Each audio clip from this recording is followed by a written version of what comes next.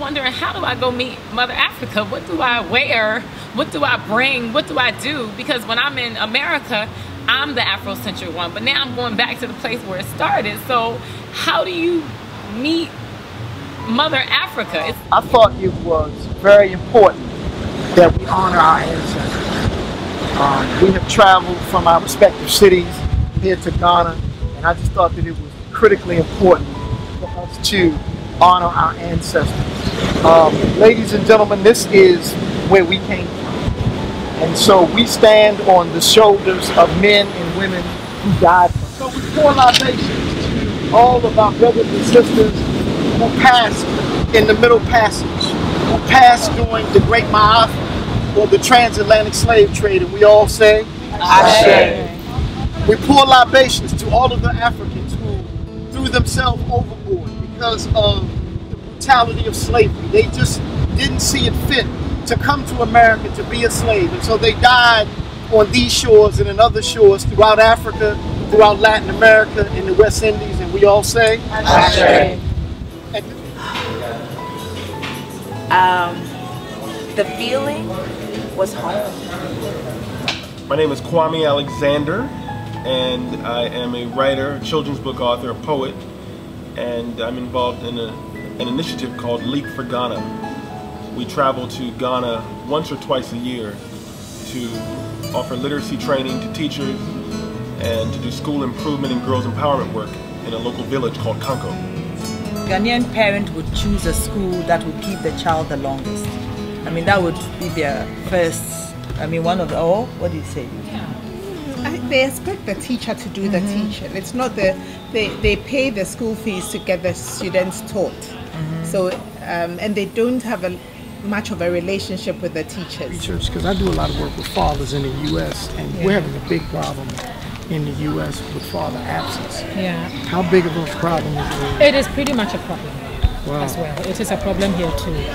Fathers, and here we have this quasi-polygamous thing going on where men can have children with a whole range of women and then not really look after any of them. And the moms are the caregivers, really. Why we got involved in the education and the literacy process here in Ghana is because we want to help match the resources that are available so that these expectations are not only met, but the opportunities are there for the children to walk through these doors. We can use song and story to really be creative to engage our students. Now, one of the things I remember my parents telling me, because as a child, I didn't go to Africa. I read about it in books. I didn't come to Africa until March of 2012, 2 years ago. So I'm very new to this country. But one of the things that happened is, as a child, I read about Africa. And what I was told through the reading and by my parents is that Africa is full of stories and storytellers. Is that true? Yes. Are you sure? Yes. You, come on. I know you. Come on, say it. You can say it. Yeah, you know how to sing too. No, I don't know how to sing it. Come on. You have I know we have different languages. a patriotic song from Ghana. I Rise Ghana You. Okay. Arise, Ghana youth, for your country. The nation demands your devotion. Let us all unite to uphold her and make her great and strong. We are all involved. We are all involved. We are all involved in building a mother's house. Well, you have different types of students in every class. And one of the things that you may notice that I did was kind of walk around. So you have some students that will be more apt to, you have those who are going to volunteer all the time. Whenever you need a volunteer, you have certain ones that's going to get up and volunteer. If you say go to the board and read, they're going to do it. Then you have others that don't necessarily feel as safe being that public. Now, we have that here. We are representatives of our students. Not everyone in this room feels safe getting up to speak, getting up to talk, going up to the board, or raising their hands. So what you want to do is to kind of engage your students by walking around. You notice I walked around to each person. If someone needs help, you stop and help them. If they have an idea while they're writing, while all the kids are writing, and you can help them produce that idea. Ask them some valuable questions that will help the thinking process go forward. But then that gives that student the opportunity to engage on the same level as the other students, but in an environment that they're more comfortable with. Wonderful that so if I could create an invention, it would be an invention for African Americans and Africans to be able to see how wonderful each other's lands are, to really appreciate it, and for the African Americans to be proud of being from Africa, to have that heritage, and for the African people to understand that you can go to America, but what you have right here is the best thing in the whole entire world. And you should be so very proud. I'm just honored to be with you. My visit here to Ghana, my first visit to Africa was in March of 2012.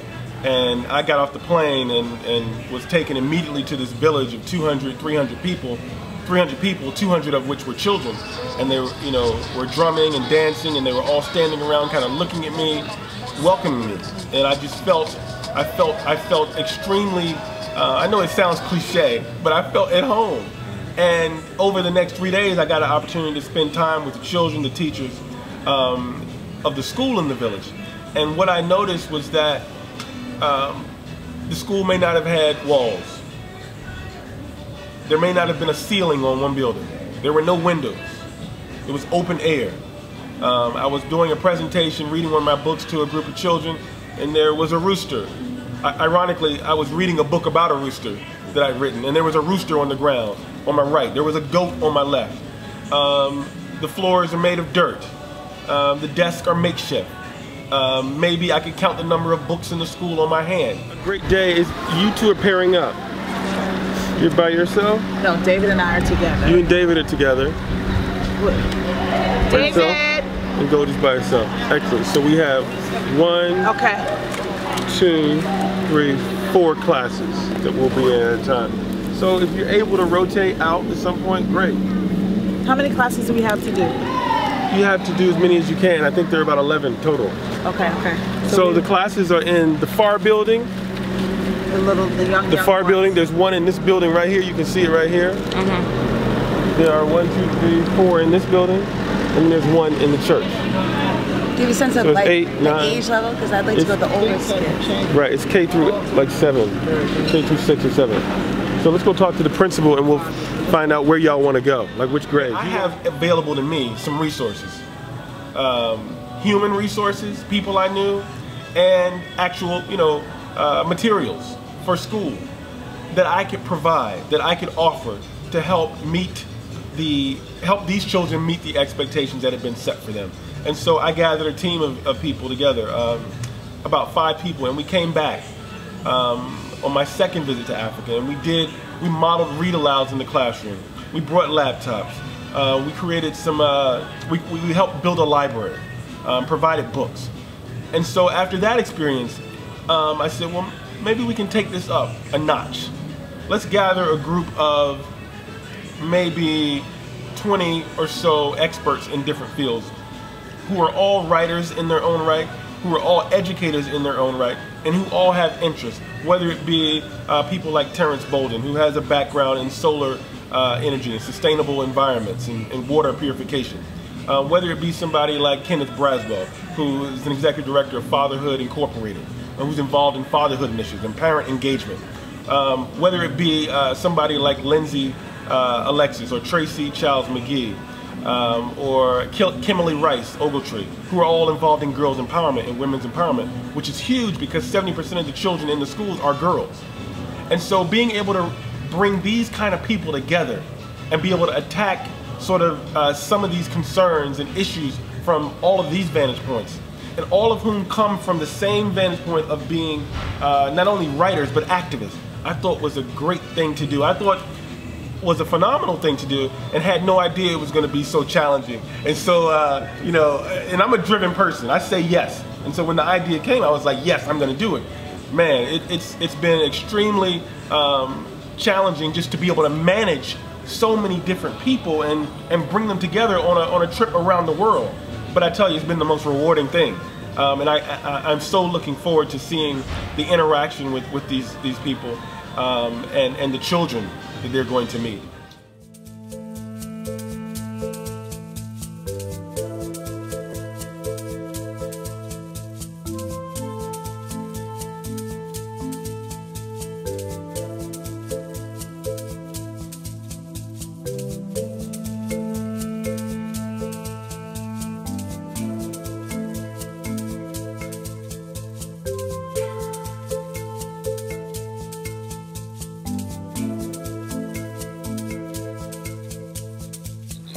I'm Nikki Giovanni, I'm a poet. One day maybe the whole community will no longer be vested and who's safe with whom. Maybe one day the Jewish community will be at rest, the Christian community will be content, the Muslim community will be at peace, and all the rest of us will get great meals on holy days and learn new songs and sing in harmony. We're going to Mars. There are huge differences in the ambition of the students from America to Ghana, and in the expectations of the students from America to Ghana. What I found in Ghana is that the students are well disciplined, which makes for a better learning process, theoretically. And two, the students the ambition is high. They want to learn. Now, many times the materials and the resources aren't available for them to learn as much as would be possible in America, where there are ample resources, in particular with so many technological advances. But the ambition and the hope in the children's eyes is stellar. Basically, about 2 years worth of work and donations. When we first came to the village, there was a shortage of books. And so what we decided to do was work with folks in the U.S. To get books donated, to get clothes donated.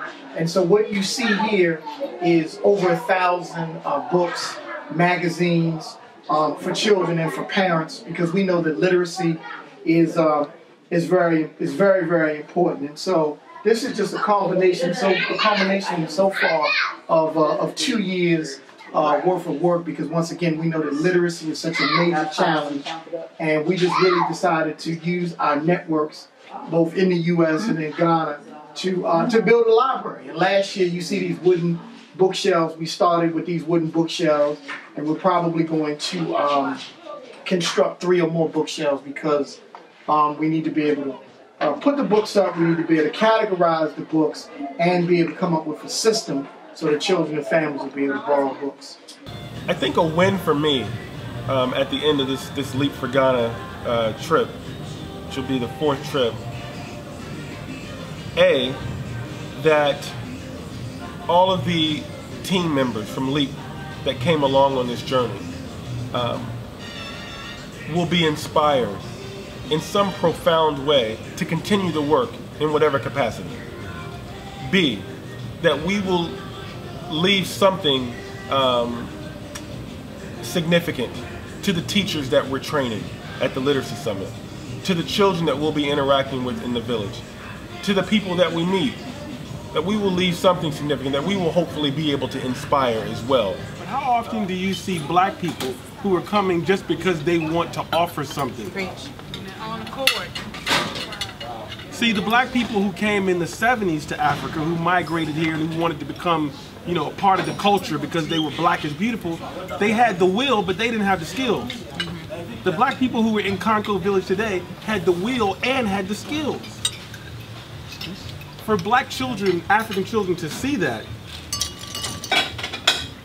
en masse like this, 20 people, for me, that's just the thing. So I'm just happy and glad that you all are here to sort of take this torch and carry it. But to actually set your foot inside of an African village, and I even understand you all saw some different ones with thatch roofs on yesterday. A different kind of village. This one's a little organized, you know. They don't have a lot of means, but they're organized. But what I wanted them to do at the end was act out their own stories and be their own authors. Well, when I gave them the chance to have that freedom, they didn't want to do it. And so I put them into groups and helped them create their own plays. And the teacher came and he started dictating to them, this is your play, this, you know, and was telling them what they were going to do. And I said, no, I want them to create their own play. And eventually, some of them created their own play and it was really, really great. But it's interesting just seeing that shift from being told what to do to reading really well and knowing how to do the repetition and writing, but actually doing that level of reading comprehension is really important, and I hope that they continue to do that in the village because these kids are incredibly smart. I mean, brilliant. But I think the style is not lending itself to having them really maximize their own voices. The sense of community was so strong, and the sense of if my sister doesn't have it, then I have it, then I'm sharing with her. And I thought that was beautiful. It was also really hard for me to hear that they all wanted to leave and go. No one wanted to stay in the village. They all wanted to leave Ghana too. And when I asked why, one said, well, the only thing here is food. And so the only thing she felt that she could see were oranges and coconut or mangoes, and she wasn't seeing all the other things that the community had, which I found interesting. It was the first poem that he had ever written, thanks to Isaac, and I was so touched by the poem that I thought I would just share it. Fear. Don't be afraid of fear, for fear is afraid of itself. You give into fear when you doubt. It makes you a complete opposite of your real self, draining every bit of confidence your body has left. Have confidence and keep your head up. Wow. That is by Daniel. His first poem. Brilliance. Wow. He's in, was it 8th? Junior high. Yeah. Wow. So all of these children are brilliant, and I'm so glad that we're going to be working with them and they're going to be working with us. I came down to one of the higher level classes, but then had to walk up after the bell rang, and so one of the girls in the class walked me back, and so I asked her, had she eaten lunch, and she said no. And I said, oh, you didn't eat? And she said no. And I asked her if she was going to eat when she got home, and she said no. And I said, did you eat before you came to school? And she said yes. And I said, you only eat one meal?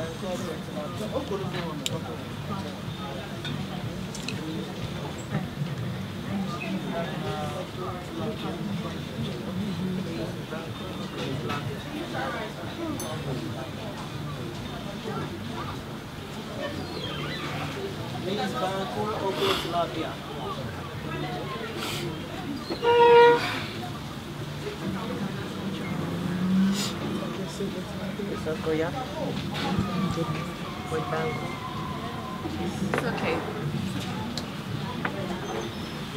It's okay. So just the reality of that for me.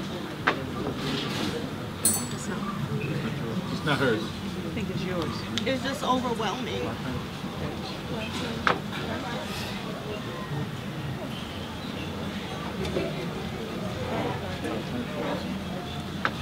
And it wasn't just her. There was like a group of 7 kids that didn't go anywhere. And they all sat up in one little corner together, and we asked the teacher, weren't they going to lunch? And she just said no. And we asked why, but she wouldn't answer us. But the reality of it is, that's a group of kids that didn't eat. Okay.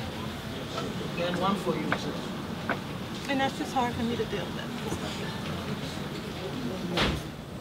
Sort of the dream that I have is that this village that we're working in, Konko village in the eastern region of Koforidua, that this visit will sort of begin the process of myself and hopefully a few, if not all, of the people who are part of the LEAP team on this journey, helping it become a model village. There's so many resources that the village has that are not being utilized, in my eyes, effectively. Not because they don't want to, because they're interested in surviving. And so I'd love for this to be the beginning of us working in partnership with the villagers to help their village become a model village. And what that means from a literacy standpoint. All girls go to high school. There has been one girl to go to high school in the past 10 years, and LEAP has made that possible. Why can't all the girls go to high school? Technologically, environmentally, I'd like to see us begin to make this village a model village so that other villages can be replicated. When I come to Ghana, I am equally inspired, moved, and saddened by many of the conditions. I can't ever look at the ocean again the same, because I mean, you know, they have some boats out here that are just, I don't know, they're just there. I don't know what the boats are there for, but I keep standing on the shore and I'm thinking, I wonder, you know, my ancestor was standing on the shore one day and they saw a boat and they probably said, oh, I wonder what that is. Oh, it's probably nothing. And you know, hundreds and hundreds of years later, look where we are. I'm standing on that same shore looking at that boat saying, what's that boat doing? And you know, it wasn't just 3 short weeks ago that I actually fully forgave, you know, my father for not being in my life and abandoning my family and not pouring into me in the way that I believe that he should have poured into me. And being able to release that burden from him 3 weeks ago, in order for me to be freed up today, to explore myself and not have him as a barrier or a block, you know, in this conversation around who I am and in this discovery process of understanding, you know, my African roots and who's at the core of my very being. And it makes it less significant, not insignificant, but it definitely makes it less significant that I know ultimately where I came from. Once you quit letting the people who don't like you tell you who you are, the world becomes really open. And I said to her, I said, go slave. You know, she said, you can't say, oh yeah, these were great people. And how are you going to tell them this is going to go on for 200 years? But what you're going to end up with is Barack Obama. I think that we are way spoiled in the U.S. in that we've lost, or I think because we have so much that we take a lot of stuff for granted. And I think because they have so little, they don't take things for granted. We are in the process of becoming a global community. It's not just about being local. It's about being local and global. And so, you know, in our very own backyard, where I live in Herndon, Virginia, I believe that, you know, Ghana is in my backyard. One village, one world. The people who were captured and enslaved immediately recognized the men who chained and whipped them and herded them into ships so tightly packed there was no room to turn, no privacy to respect, no tears to fall without landing on another. We're not kind and gentle and concerned for the state of their souls, no. The men with whips and chains were understood to be killers, feared to be cannibals, known to be sexual predators. The captured knew they were in trouble in an unknown place without communicable abilities with a violent and capricious species. But they could look out and still see signs of home. They could still smell the sweetness in the air. They could see the clouds floating above the land they loved. But they reached a point where the captive could not only not look back, they had no idea which way back might be. There was nothing in the middle of the deep blue water to indicate which way home might be. And it was that moment when a decision had to be made. Do they continue forward with a resolve to see this thing through, or do they embrace the waters and find another world? In the belly of that ship, a moan was heard, and someone picked up that moan, and a song was raised, and that song would offer comfort and hope and tell the story. When we go to Mars, it's the same thing. It's middle passage. When the rocket red glares, the astronauts will be able to see themselves pull away from Earth. And as the ship goes deeper, they will see a sparkle of blue. And then one day, they will not only not see Earth, they won't know which way to look. And that's why NASA needs to call Black America. They need to ask us, how did you calm your fears? How were you able to decide you were human when everything said you were not? How did you find the comfort in the face of the improbable to make the world you came to your world? How was your soul able to look back and wonder? And we will tell them what to do. To successfully go to Mars and back, you will need a song. Take some Billie Holiday for the sad days and some Charlie Parker for the happy ones. But always keep at least one good spiritual for comfort. You will need a slice or two of meatloaf, and if you can manage it, some fried chicken in a shoebox with a nice, moist lemon pound cake. A bottle of beer, because no one should go that far without a beer. And maybe a six-pack, so that there is life on Mars you can share. Popcorn for the celebration when you land, while you wait on your land legs to kick in. And as you climb down the ladder from your spaceship to the Martian surface, look to your left, and there you'll see a smiling community, quilting a black-eyed pea, watching you descend. The plaque reads, in everlasting memory of the anguish of our ancestors, may those who died rest in peace. He says, may those who return find their roots. May humanity never again, that's the word here, perpetrate such injustice against humanity. We, the living, vow to our roots. Ladies and gentlemen, as humans, when we see and hear the ordeal that our people pass through, we develop anger in us. It is very natural. As I speak now, it is still ongoing in a very, slavery in a very modified way now. But if there is love and peace, we can fight against it. Together we stand, divided we fall. In everlasting memory of the anguish of our ancestors, may those who died rest in peace.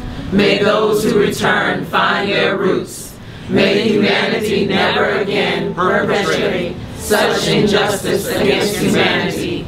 We, the living, vow to uphold this.